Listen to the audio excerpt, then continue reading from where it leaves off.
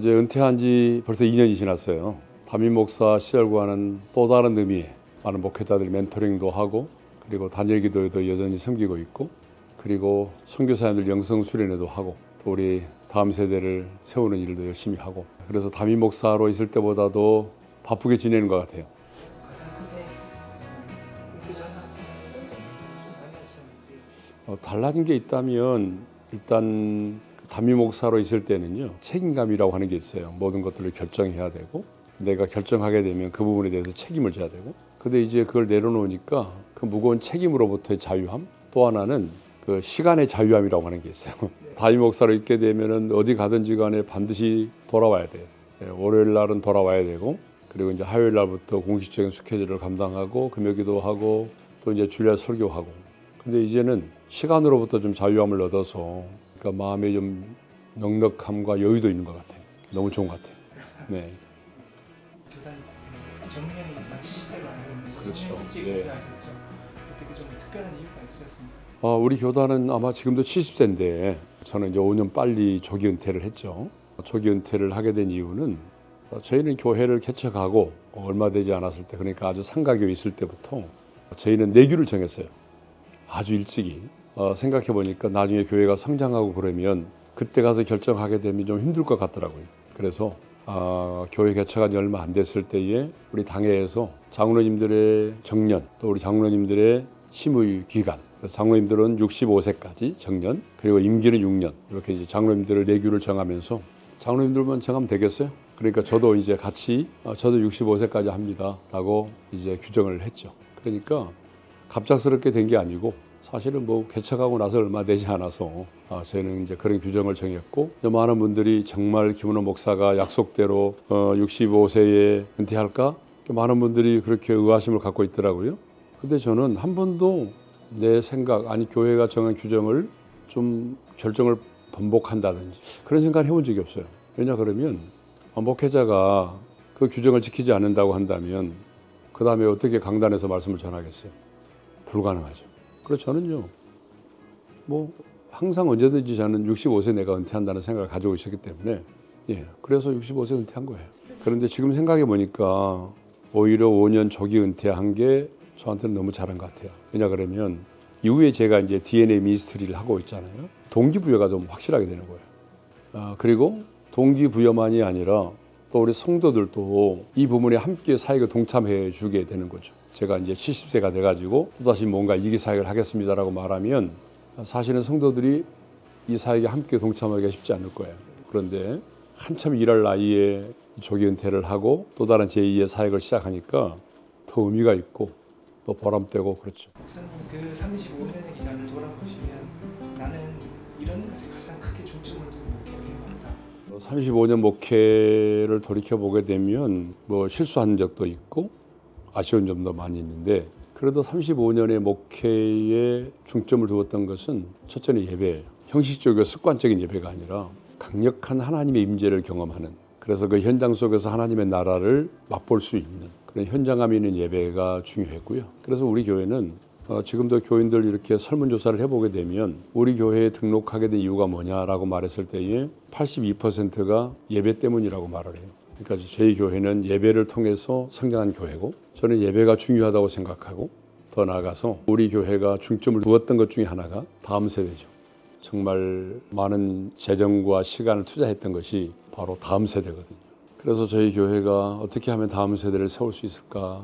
그래서 만든 게 꿈이 있는 미래라고 하는 기독교 교육을 위한 법인을 만들었고, 그래서 거기서 지금 우리 꿈미에서 드디어 이제 교과서도 이번에 발간을 해서 미션 스쿨에서 사용하게 됐고, 또 영훈 학교도 인수를 해서 지금 2,300명의 학생들, 300명의 교직원들이 거기 있고 8명의 교목이 복음을 전하는 일을 하고 있죠. 그것도 부족해서 우리 교회 안에 꿈이 대안학교를 만들어서 지금 이제 고등학교 1학년까지 있게 됐죠.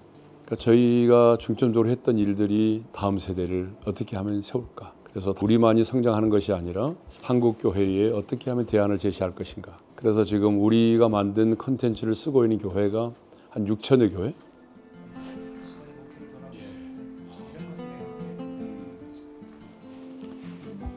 아쉬운 게 참 많아요. 좀 아쉬운 게 있다면 성도들을 좀 강력하게 훈련을 시켜서 우리 성도들이 자신만을 위한 삶이 아니라 각자의 주어진 삶의 현장 속에서 하나님의 나라를 위해 살고 선교적인 삶을 살 수 있도록 강력하게 훈련을 해야 되는데 지금 돌이켜보니까 과연 우리 성도들이 지금 자신의 일터에서 선교적인 삶을 살고 있는지 그런 부분들이 조금 마음이 아쉬워요. 왜냐 그러면 좀 더 그런 부분들을 강조하고 물론 선교도 많이 나갔고 지금도 선교를 하고 있지만 우리 성도들의 삶의 현장에서 우리 성도님들이 선교적인 삶을 살아갈 수 있도록 강력하게 훈련을 해야 되는데 그러지 못했다는 아쉬움이 있고 또 하나의 아쉬움은 이제 우리 교회에 함께 동역하는 목사님들이 많이 계시잖아요. 그런 분들하고 좀 더 많은 시간을 함께 보내고 그분들을 위해서 기도해주고 또한 그들의 어떤 인생의 목회자로서 멘토링을 좀 많이 해줬으면 좋았을 텐데 다른 목사님들이 멘토링을 많이 하면서 정말 우리 교회에 있었던 함께 동역했던 목사님들에게는 멘토링을 많이 못 해줘서 그래서 이제 담임 목사로 나아가서 시행착오를 겪고 있는 우리 목사님들의 모습을 보면서 내가 좀 더 그분들과 좀 많은 시간을 보내고 멘토링을 해줬으면 저런 어려움을 겪고 있지는 않을 텐데라는 아쉬움이 있어요. 예. 우리 교회 하면 다니엘 기도회 빼놓을 수 없습니다. 제가 목사님께서는 다니엘 기도회가 한국 교회에 어떤 영향을 끼쳤고 예, 다니엘 기도회가 정말 한국 교회에 미치는 영향이 크죠. 11월 달에는 목회자들의 모임이 다 사라질 정도로 이제 그 정도 영향력 있는 기도회가 됐는데 다니엘 기도회가 한국 교회에 끼친 영향은 연합이라고 생각합니다. 그동안 한국 교회가 정말 교단별로 교파별로 나누어지고 분열에 분열을 거듭해 왔는데 이 다니엘 기도회는 참여하는 이 교회들 16,700의 교회 90여 교단이 22일 동안 정말 순전하게 하나님을 예배하고 동일한 찬양 부르고 동일한 말씀을 받고 또 함께 그 말씀을 붙들고 기도하니까 어떤 조직에 의해서 시스템에 의해서 하나 되는 것이 아니고 하나님을 예배하는 그 순전한 마음으로부터 우리가 하나 되기 때문에 그래서 21일 동안 이렇게 하다 보게 되면 교단과 교파의 벽을 뛰어넘어서 진정으로 그리스도의 한 몸으로 하나님을 예배하는 진정한 연합이 이루어지고 있지 않는가. 그리고 또 하나는 나눔이라고 생각해요. 나눔. 우리가 은혜를 받는 것으로 끝나는 것이 아니라 받은 은혜를 흘려보내니까 각 교회마다 21일 동안 사랑의 헌금을 하게 되면 주변의 이웃과 선교사님들을 흘려보내고 우리 역시 또 사랑의 헌금 들어온 것들을 모아서 이론도 쓰지 않고 아주 투명하게 관리하면서 연약한 개척교회 목사님들, 또 자녀들, 선교사님들, 이웃들에게 끊임없이 흘려보내잖아요. 우리가 많이 흘려보낼 때는 1년에 55억 정도, 적게는 40억 정도. 벌써 뭐 50억만 잡아도 10년이면 500억이잖아요. 그러니까 우리가 그동안에 얼마나 많은 사랑의 헌금을 흘려보냈어요. 이 나눔이 중요한 것 같아요. 그러다 보니까 우리만이 아니고 다니엘기도에 참여하는 교회들도 적은 물질이지만 계속해서 흘려보내는 거죠. 그래서 우리 안에 이런 나눔의 문화가 형성되고 있다라고 생각을 하죠. 네. 혹시 주 목사님께 선임 목사로서 아까 이제 멘토링 많이 못해서 아쉽다고도 하셨는데 예, 우리 주 목사님은 우리 교회 DNA를 너무나 잘 알고 계신 분이고 또 우리 교회에 확실한 DNA를 가지고 계신 분이고 생각보다 더 정말 설교도 잘하시고 목회를 너무 잘하고 계시고 제가 이제 우리 목사님에게 늘 선배로서 요구하고 있는 것은 한 사람의 영혼이 중요하다. 왜냐 그러면 대형교회가 되다 보게 되면 정말 성도들이 정말 구름대처럼 모여잖아요. 이제 그러다 보게 되면 정말 주님이 찾으신 그 한 사람의 영혼의 소중함을 잃어버릴 때가 많아요. 목회자가. 그래서 정말 주님이 귀하게 여기시는 그 한 영혼의 소중함을 잃지 않도록 뿐만 아니라 제가 이제 늘 목사님 만날 때마다 강조하고 있는 게 있어요. 정치하지 말고 좀 밖으로 돌아다니지 말고 오직 목회에만 놀이했으면 좋겠다. 말씀과 기도에만 전부했으면 좋겠다. 시간이 지나서 나 정도 나이가 되면은 얼마든지 다니면서 사역할 수 있다. 근데 지금은 목회 올인해라 라고 요구하죠. 왜냐 그러면 다니다 보게 되면 또 이제 교회가 커지다 보게 되면 오라는 데가 많아요. 그래서 오라는 데 찾아다니고 계속해서 다니다 보게 되면 그러면 이제 만나서는 안 될 사람들을 만나게 되고 엮이게 되고 나도 모르게 함께하게 되면 정치를 하게 되고 그러다 보니 시간을 많이 뺏기게 되고 그래서 저는 정말 우리 목사님이 늘 강조하는 게 있어요. 목회만 올인했으면 좋겠다. 그 부분을 강조를 많이 하죠. 본인도 알고 있어요. 후배 목사님 이제 한국 교회를 이끌어가야 후배를 조언해 주실 말씀이 있다면. 아, 우리 후배 목사님들이 목회 환경이 이전보다 좋지 않죠. 예전에 비해서. 그러다 보니까 이제 우리 많은 후배 목사님들이 굉장히 조급해하는 것 같아요. 개척을 앞두고 있는 분도 목회를 하시는 분도 내가 그렇게 무릎 꿇어 기도한 만큼 준비한 만큼 또 많은 열매가 보이지 않으니까 그래서 많은 분들이 조급해하고 끊임없이 비교하고 그래서 목회자들이 우울증에 걸리고 공황장애 어려움을 겪고 있는 분들이 많은 것 같아요 지금. 그래서 저는 목회자는 결코 누구와 비교해서는 안 된다. 비교하는 순간 불행해지거든요. 하나님이 내게 주신 비전을 좀 분명하게 가졌으면 좋겠다. 그러니까 비전은 나로부터 시작되는 게 아니고 주님이 내게 주신 건데 하나님이 나를 부르시고 나를 통해서 하나님이 이루시고자 원하는 게 어떤 것인지 그래서 하나님이 내게 주신 분명한 비전을 가지고 가장 행복한 목회를 했으면 좋겠어요. 목회라는 것은 결국 내 안에 있는 게 흘러가는 것이기 때문에 목회자는 내가 행복하지 않으면 안 되는 거거든요. 사실 우리가 한번 생각해 보세요. 복음만이 죽은 영혼을 살릴 수 있는 건데 그렇죠? 그 복음을 수종될 수 있는 하나님의 사람으로 나를 부르셨단 말이에요. 그러면 그 사실만으로도 내가 얼마나 존귀하고 복된 사람입니까?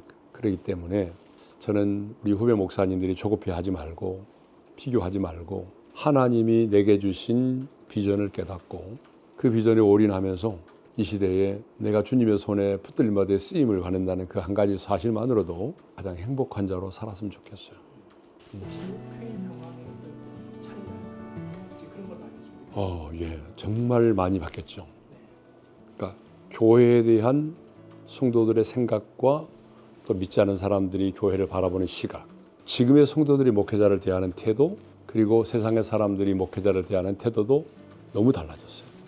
자, 예를 들자면 예전에는 교회를 선택할 때도 내가 어떻게 하면 봉사를 좀 할 수 있을까? 이런 생각을 가지고 개척교회를 찾은 분들이 의외로 많았어요. 근데 지금은 그런 순수한 마음을 가지고 개척교회를 찾는 분들은 정말 많지 않아요. 그래서 개척교회를 시작하는 분들도 내가 어떻게 하면 여기 가서 장로되고 권사될까? 뭐 이런 생각을 가지고 찾아오는 분도 많고 시대가 너무 빠르게 변하다 보니까 목사님들의 메시지도 좀 힘들어졌죠. 왜냐하면 그 순간에 검색이 다 끝나요. 목회자가 어떤 데이터를 쓴다든지 누군가를 인용하게 되면 그 자리에서 다 검색이 끝나죠. 그래서 목회 환경이 참 어려워졌어요. 그렇기 때문에 정말 요구되는 것은 더 깊은 영성이 필요하죠. 더 깊은 영성이 필요해요. 영성이 준비되지 않으면 이 시대에 목회하기가 힘들어집니다. 영성이 더 깊어지려면 좀 조언해 주고 싶으시죠? 자, 저는 그 부분에 대한 이제 멘토링도 좀 하고 있는데 영성이라고 하는 것은 하루아침에 만들어지는 게 아니고 거룩한 삶의 패턴, 거룩한 생활의 패턴을 만들어가야 돼요. 그러니까 계속해서 우리가 뭐 인터넷만 검색하고 유튜브 보고만 있으면 우리 마음을 빼앗기잖아요. 보지 말라는 건 아니거든요. 또 봄으로 인해서 우리에게 얻어지는 유익도 많고 그런데 내 주어진 하루의 삶에서의 내가 거룩한 삶의 패턴을 정해 있어요. 그러니까 뭐 새벽 기도하고 그리고 새벽 기도 끝나고 난 다음에 내가 하나님과 나와의 독대의 시간에 내가 찬양을 몇 곡 부르고 기도를 어떻게 하고 말씀 묵상 어떻게 하고 이런 것들을 나름대로 패턴을 가지고 있어야 돼요. 그렇지 않으면 바쁘니까 계속 바쁘니까 쫓기니까 그렇게 살다 보게 되면 그냥 지나가는 거죠. 목사님 스스로도 그런 삶을 살아오셨어요. 그렇게 안 하면 유지를 못하죠. 그러니까 저는 이제 그 패턴을 유지하려고 노력을 많이 하죠. 내 나름대로도 이제 뭐 아침에 일어난과 동시에 제가 외우는 말씀 암송이 있어요. 쭉 암송을 하고 그리고 이제 새벽기도 나와서 새벽기도하고 찬양을 2곡 부르고 그 다음에 성경 통독하고 개인기도하고 그리고 이제 잠들기 전에 또 이제 하루에 만났던 사람들을 복귀하면서 내가 누군가를 축복하고 감사하는 뭐 10가지 정도의 감사를 해보려고 노력하죠. 그러면서 잠자리에 들죠. 그러니까 뭔가 이런 내 삶의 패턴들을 가지고 있어야 돼요. 그렇지 않으면 결과적으로 아무것도 못해요. 그런 어떤 패턴들이 쭉 이제 시간이 흐르고 누적되었을 때 예. 이 강력한 내공으로 어떻게 좀 그것이 있기 때문에 오늘 제가 있는 거죠. 그거 없으면은 저도 이미 무너졌을 거예요. 그런 게 있기 때문에 수많은 유혹이 있고 피할 수 있었고 그런 거죠. 예. 혹시 목사님께서는 이 교회와 목회의 예언을 좀 어떤 영향을 주셨어요? 예, 지금 우리 목사님들이 새롭게 눈을 떠야 될 부분이 AI입니다. 제가 얼마 전에 특강을 들었는데 앞으로 50년 후에나 AI 존재가 신적인 인간이 될 거다라고 생각했는데 이제는요. 그들이 말하는 AI의 존재가 이제는 신적인 인간이 되는 게 2년 남았대요. 2년만 되면은 이제는 신적인 존재로서의 인간으로서의 생각을 한다는 거예요. 그러니까 지금까지는 우리의 데이터를 가지고 그 데이터를 합성해서 빅데이터를 가지고 이제 합리적으로 말도 하고 뭔가를 만들어주고 그랬는데 이제는 스스로 지금까지 모든 데이터를 가지고 스스로 판단하고 스스로 결정할 수 있는 그래서 그들이 말하는 신과 같은 인간이 등장을 한다는 어마어마한 시대가 왔죠. 지금 우리 앞에. 그래서 저는 양날의 검이라고 생각하거든요. 네. 이거를 잘 우리가 선하게 합리적으로 이용을 하게 되면 목회에 엄청난 도움이 되죠. 그런데 잘못 활용하게 되면 이거는 내 영혼을 피폐하게 만들고 더 나아가서 정말 교회 존폐가 달 정도로 그런 위험한 그런 시대가 왔었거든요. 요즘에 이제 그 젊은 목사님들은 그런다고 그래요. 설교도 AI한테 부탁하는데요. 딱 본문을 주고 이런 톤으로 설교해줘. 이런 느낌으로 설교해줘. 그러면 그 본문과 관련된 수많은 데이터를 가지고 정확하게 설교를 딱 해주는 거예요. 적용성까지 어떤 느낌으로 설교할 것까지. 그런데 보세요. 그걸 가지고 설교하게 되면 논리적으로는 맞을지 모르죠. 근데 우리 인간은 영적인 존재고 하나님의 말씀은 영인데 그것은 우리 영혼을 터치할 수 있는 영혼의 예량감이 될 수가 없죠. 그러니까 결국은 그런 식으로 설교를 하게 되면은 내 자신도 영혼이 피폐해지고 그리고 그 설교를 듣는 영혼도 죽죠. 그 말씀을 듣는 사람들도 피폐해지는 거예요.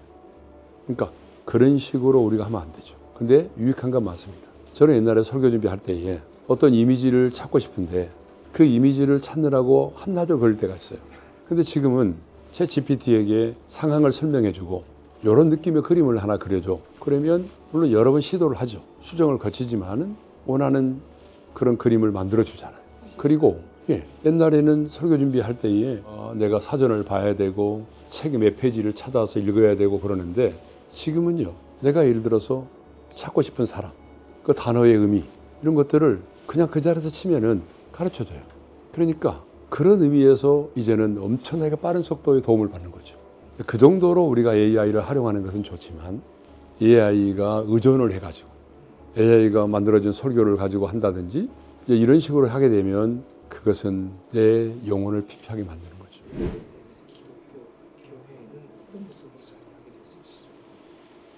교회가 이제 어떤 모습으로 가게 될지는 제가 볼 때는 저도 뭐 미래를 예측을 못 하겠죠. 그런데 그 랜데드 스윗 박사가 아주 오래전입니다. 우리 교회 왔을 때 하는 말이 미래 교회는 메가 처치하고 그리고 가정교회 아주 스몰 처치만 남을 것입니다. 가운데 중간 사이즈의 교회는 사라질 것입니다. 라고 말을 하더라고요. 그때 그 말을 하면서 TV를 가지고 예를 들었어요. TV를 보십시오. 이제는 손 안에 있는 작은 TV 아니면은 거대한 그런 TV를 사람들이 선호하잖아요. 진짜 그 말이 맞는 것 같아요. 중간에 TV는 다 사라지는 시대가 왔어요. 교회도 그럴 거다. 메가처치만 남고 그리고 아주 소그룹의 스몰처치, 가정교회만 남을 것이다. 그 말을 했는데 그 말은 좀 어느 정도 맞았던 것 같고요. 제가 볼 때는 어떻게 보게 되면 지금 인간들이 과학의 바벨탑을 쌓고 있잖아요.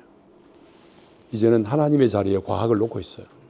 그래서 어떤 사람들은 과학이 이렇게 발달했기 때문에 지금은 종교가 필요하지 않은 시대를 살고 있다. 예전에는 사람들이 두려우니까 모르니까 그래서 절대자를 찾았고 그래서 종교가 필요했는데 지금 우리가 살고 있는 시대는 과학이 모든 것을 답을 주는데 무슨 종교가 필요하냐 이렇게 나오거든요. 근데 뭘 사람들이 모르는 거예요? 사람은 육을 가진 인간이 아니고 영혼을 가진 존재라는 사실을 모르는 거죠. 그러니까 영혼의 존재는 과학으로 해결될 수 있는 문제가 아니거든요. 그렇기 때문에 저는 우리가 이 시대를 무시하지는 말아야 되지만 그렇지만 정말 시대가 이렇게 과학이 발달하면 발달할수록 더 깊은 영성이 필요하다. 그래서 미국 교회들도 이미 보여주잖아요. 온색적인 십자가의 피 묻은 복음을 전하는 교회들 그리고 성령의 충만을 강조하는 교회들은 지금 시대도 계속해서 부흥하고 성장하지만 그렇지 않고 도덕과 윤리만을 강조하고 세상 사람들이 듣기 좋아하는 그런 메시지를 전하는 교회들 그런 교회들은 앞서가는 교회 같지만은 시간 지나고 나니까 뭐예요? 교회가 다 쇠퇴했잖아요. 지금 미국 교회도 보니까 1년에 15,000여 교회가 사라진다고 그러더라고요. 최근 통계입니다. 그러면 대부분 15,000여 교회 사라지는 교회들의 특징이 뭐예요? 복음주의적인 교회가 아니에요. 동성애를 찬성하고 이런 교회들이잖아요. 그러니까 제가 볼 때는 앞으로 세계 교회는 성경의 말씀 그대로 진리 말씀을 왜곡하지 않고 진리의 복음만을 그대로 전하고 온색적인 복음을 전하고 그러면서 성령의 충만을 강조하고 도덕과 윤리적으로 정말 하나님께 뿌리를 내리고 그런 의미에서 뿌리 깊은 영성을 가진 교회, 그런 목회자만인 제가 볼 때는 살아남는다고 생각해요. 시대 흐름이 그렇게 바뀔 것 같습니다. 예.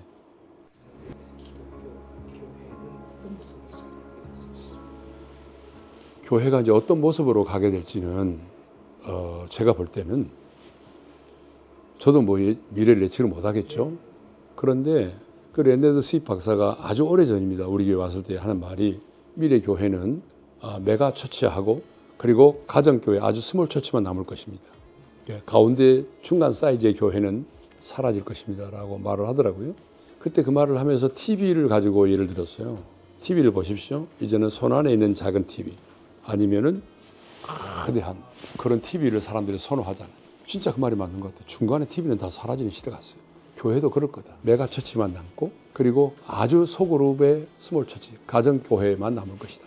그 말을 했는데 그 말은 좀 어느 정도 맞았던 것 같고요. 제가 볼 때는 어떻게 보게 되면 지금 인간들이 과학의 바벨탑을 쌓고 있잖아요. 이제는 하나님의 자리에 과학을 놓고 있어요. 그래서 어떤 사람들은 과학이 이렇게 발달했기 때문에 지금은 종교가 필요하지 않은 시대를 살고 있다. 예전에는 사람들이 두려우니까 모르니까 그래서 절대자를 찾았고 그래서 종교가 필요했는데 지금 우리가 살고 있는 시대는 과학이 모든 것을 답을 주는데 무슨 종교가 필요하냐 이렇게까지 나오거든요. 근데 뭘 사람들이 모르는 거예요? 사람은 육을 가진 인간이 아니고 영혼을 가진 존재라는 사실을 모르는 거죠. 그러니까 영혼의 존재는 과학으로 해결될 수 있는 문제가 아니거든요. 그렇기 때문에 저는 우리가 이 시대를 무시하지는 말아야 되지만 그렇지만 정말 시대가 이렇게 과학이 발달하면 발달할수록 더 깊은 영성이 필요하다. 그래서 미국 교회들도 이미 보여주잖아요. 온색적인 십자가에 피 묻은 복음을 전하는 교회들 그리고 성령의 충만을 강조하는 교회들은 지금 시대도 계속해서 부흥하고 성장하지만 그렇지 않고 도덕과 윤리만을 강조하고 세상 사람들이 듣기 좋아하는 그런 메시지를 전하는 교회들 그런 교회들은 앞서가는 교회 같지만은 시간 지나고 나니까 뭐예요? 교회가 다 쇠퇴했잖아요. 지금 미국 교회도 보니까 1년에 15,000여 교회가 사라진다고 그러더라고요. 최근 통계입니다. 그러면 대부분 15,000여 교회 사라지는 교회들의 특징이 뭐예요? 복음주의적인 교회가 아니에요. 동성애를 찬성하고 이런 교회들이잖아요. 그러니까 제가 볼 때는 앞으로 세계 교회는 성경의 말씀 그대로 진리 말씀을 왜곡하지 않고 진리의 복음만을 그대로 전하고 온색적인 복음을 전하고 그러면서 성령의 충만을 강조하고 도덕과 윤리적으로 정말 하나님께 뿌리를 내리고 그런 의미에서 뿌리 깊은 영성을 가진 교회, 그런 목회자만인 제가 볼 때는 살아남는다고 생각해요. 시대 흐름이 그렇게 바뀔 것 같습니다. 예. 2025년을 살아가는 그리고 앞으로 새해를 맞이하는 분에게 위로의 말씀. 자, 이제 우리가 하나님의 사람으로 이 세상을 살아가는데 사실 우리가 이제 이 땅에 발을 딛고 살아가지만 하나님의 사람으로 살아가잖아요. 그런데 우리 주변에는 하나님의 사람들을 미워하고 대적하는 사람들이 더 많아졌어요, 이전보다. 그럴지라도 저는 하나님께 속한 하나님의 사람들이 내 자신의 정체성을 좀 분명히 하고 나는 누구인가? 나는 이 땅에 발을 딛고 살아가지만 이 땅에 속한 사람이 아닌 하나님께 속한 하나님의 사람이라는 자신의 정체성을 분명히 하고 하나님의 자존심으로서 좀 당당하게 세상을 살았으면 좋겠어요. 주님이 우리에게 원하는 게 그거잖아요. 아무리 우리가 살아가는 세상이 힘들어도 우리가 굴복하지 말고 정말 당당하게 내가 하나님의 대사로 보냄을 받았다라는 사실을 생각하면서 하나님의 자존심으로 당당하게 살기를 바라요.